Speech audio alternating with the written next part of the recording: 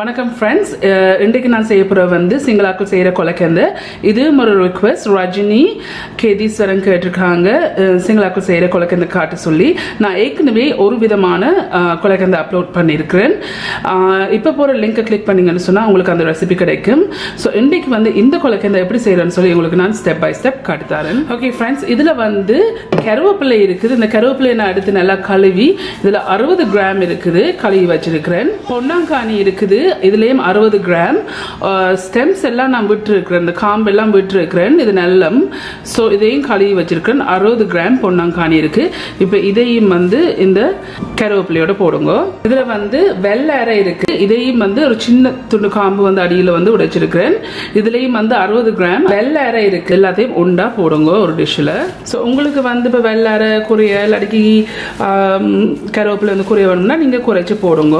So இதை வந்து நல்லா மிக்ஸ் பண்ணி போட்டு இதை நான் இப்போ கிரைண்டர்ல போட்டு அரைச்சு அதில் இருக்கிற ஜூஸை மட்டும் எடுக்கணும். ஸோ இப்போ இதை நாங்கள் அரைச்செடுப்போம். கிரைண்டர்ல போட்டு இதை அரைச்செடுப்போம். அதில் மொத்தமாக வந்து 2 கப் தண்ணி விட்டு இதை வந்து அரைச்சி இதில் இருக்க ஜூஸ் இருக்கணும். இதில் வந்து 1 கப் இருக்கு, 235 மில்லிலிட்டர், 235 மில்லிலிட்டர் பச்சை தண்ணி இருக்கு. இதையும் விட்டு இதில் அரைச்செடுப்போம்.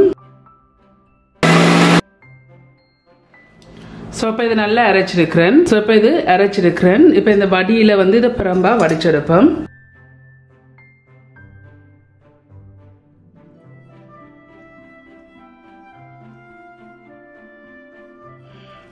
ஸோ இப்போ இதை நான் நல்லா வடிச்சிட்டேன்.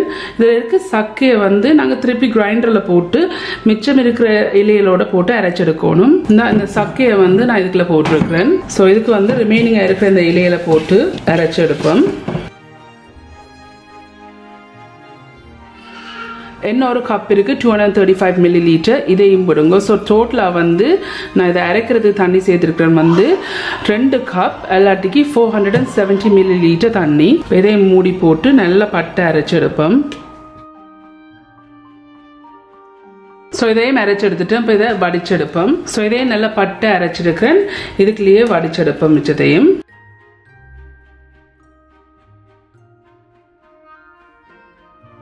இது வந்து நார்மலி வந்து சிங்களாக்கள் வந்து விடியையில் வந்து ஒரு பிரேக்ஃபாஸ்டான சப்ஸ்டிடியூட்டுக்கு இதை ஃபர்ஸ்ட் திங் இந்த மார்னிங் வந்து இதை குடிப்பாங்க. உடம்புக்கு ரொம்ப நல்ல ஹெல்தி. ஸோ இதை நீங்கள் வடித்து போட்டு இதில் வர சக்கையை வந்து நீங்கள் வீசலாம் தேவையில். இந்த மேக்ஸிமமாக நாங்கள் இதை புளிஞ்சு எடுத்துட்டோம். இன்னும் கூட தண்ணி சேர்த்தேன்னு சொன்னால் இதில் இந்த இலையில் இருக்கிற பெனிஃபிட்ஸ் இருக்காது. ஸோ இப்போ இது நான் நல்லா புளிஞ்சு எடுத்துட்டேன்.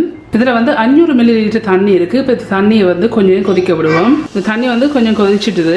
இதில் வந்து 70 கிராம் சோப்பு பச்சை அரிசி இருக்குது. இதை இந்த சுடுதண்ணியில் போட்டு நல்லா அவிக்கணும். இதில் வந்து முழுசாக இருக்குது மிளகு, 6 மிளகு இருக்குது, பெப்பர்கார்ன்ஸ்.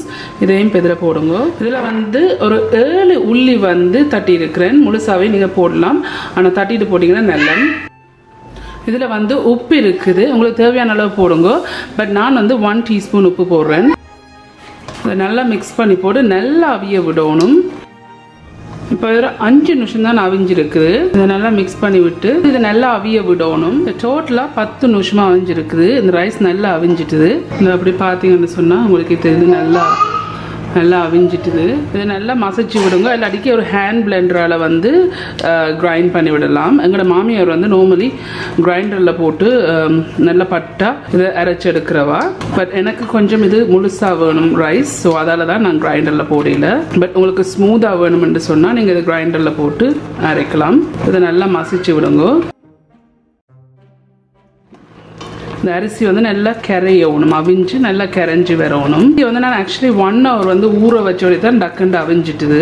ஊற வைக்காம போட்டிங்கன்னா கொஞ்சம் நேரம் எடுக்கும் அவிகிறதுக்கு. மசிச்சு வச்சிருக்கிறேன். உங்களுக்கு விருப்பத்துக்கு ஏற்ற மாதிரி இதை மசிங்க. இதில் வந்து தேங்காய் பால் இருக்குது. 1 கப் முதலாம் பாலும் 1 கப் 2ஆம் பாலும் இருக்கு. இதை நான் வந்து ஒண்டா சேர்த்திருக்கேன். ஸோ 1 கப் முதலாம் பால் 1 கப் 2ஆம் பாலையும் ஒண்டா சேர்த்திருக்கிறேன். இப்போ இந்த ரைஸ் நல்லா அவிஞ்சு நீங்கள் மசிச்சா பிறகு இந்த பாலை விடுங்க. உப்பை வந்து செக் பண்ணி பாருங்க. ஸோ அந்த கொலக்கந்துக்கு வந்து நீங்கள் ஃப்ரெஷ்ஷான தேங்காய் பால் விட்டீங்கன்னு சொன்னால் தான் அந்த டேஸ்ட் வரும். நல்லா மிக்ஸ் பண்ணி போட்டு 2-3 நிமிஷம் கொதிக்க விடுவோம்.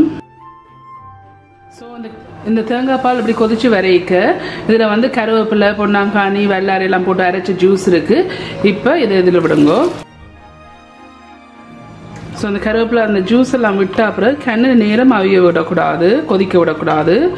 ஸோ இதை மிக்ஸ் பண்ணி போட்டு 2 நிமிஷம் ஒரு லைட்டான கொதி வரைக்கும் இதை நிப்பாட்டணும். கூட வந்து கொதிக்க விட்டீங்கன்னு சொன்னால் இந்த இலையில் இருக்கிற சத்தொன்றும் இருக்காது, எல்லாம் போயிடும். நான் இந்த இலையை அந்த ஜூஸ் விட்ட பிறகு இப்படி ஒரு கொதி வருது. ஸோ இந்த ஒரு கொதி வரைக்கும் நான் அடுப்பை நிப்பாட்டிட்டேன். ஸோ இது செய்து முடிஞ்சுது. இதுதான் இன்னொரு விதமாக செய்கிற சிங்களாக்கள் செய்கிற கொலக்கந்து. நார்மலி வந்து அவங்க ஒரு 5-6 விதமான டிஃப்ரெண்டான இலையில் சேர்ப்பாங்க. பட் இங்கே எனக்கு எல்லா இலையும் எடுக்க இயலாது. நான் ஏற்கனவே ஒரு வீடியோ அப்லோட் பண்ணியிருக்கிறேன் கருவேப்பிலையில் எப்படி செய்கிறேன்னு சொல்லி. ஸோ இது இன்னொரு விதம் வந்து கொலக்கந்து செய்கிறது. ஸோ ரஞ்சினி, நீங்கள் கேட்ட ரிக்வெஸ்ட் சிங்களாக்கள் செய்கிற கொலக்கந்து. ஓகே ஃப்ரெண்ட்ஸ், ஸோ இதுதான் ஒரு விதமாக செய்கிற கொலக்கந்து. இந்த கொலக்கந்தை வந்து செய்து முடிஞ்சுது. ராஜினி, நீங்கள் ரிக்வெஸ்ட் பண்ணியிருந்தீங்க சிங்களாக்கள் செய்கிற கொலக்கந்தை எப்படி செய்கிறேன்ட்டு. நான் ஏற்கனவே வந்து ஒரு கேந்தை ரெசிபி போட்டிருக்கேன். இந்த வீடியோ லிஸ்ட்டில் செக் பண்ணிங்கன்னா அந்த கேந்தை இருக்கும்.